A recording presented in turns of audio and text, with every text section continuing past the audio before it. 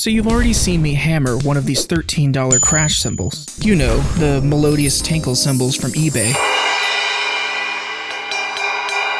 But I thought, why not buy one more and attempt to create a set of 16-inch hand-hammered hi-hats? Between the two cymbals, the total price of this project comes to a whopping $26. Now, I originally bought the second cymbal to attempt heat treating it, but that didn't really go as planned. Well, so much for that.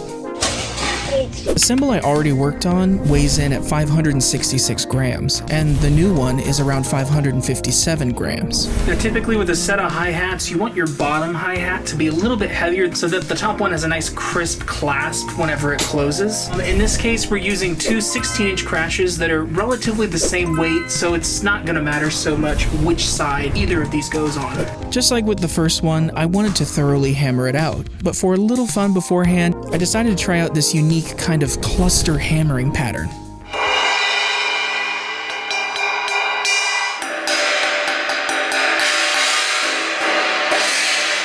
Here's how these cymbals sound when they're fully hammered.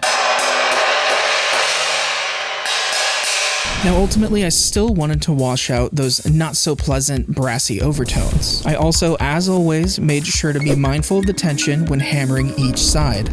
Now that both cymbals are fully hammered, we'll test the new cymbal on top at various stages in the hammering process, as well as testing the most and least hammered cymbal together on both top and bottom.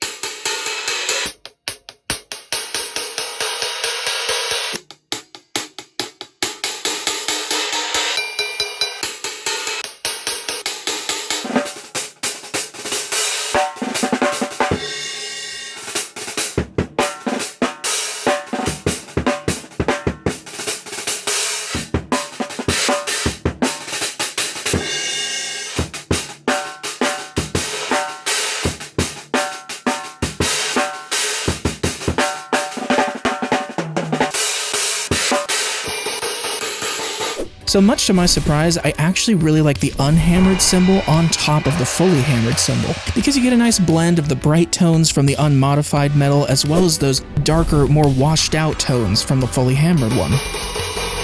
I also like the sound of both fully hammered. They project very well and produce this intense sizzle, but at the same time you still have that heavy emphasis on those lower dark tones. Stay tuned for the next one where I take on the Planet Sea. Thanks for watching.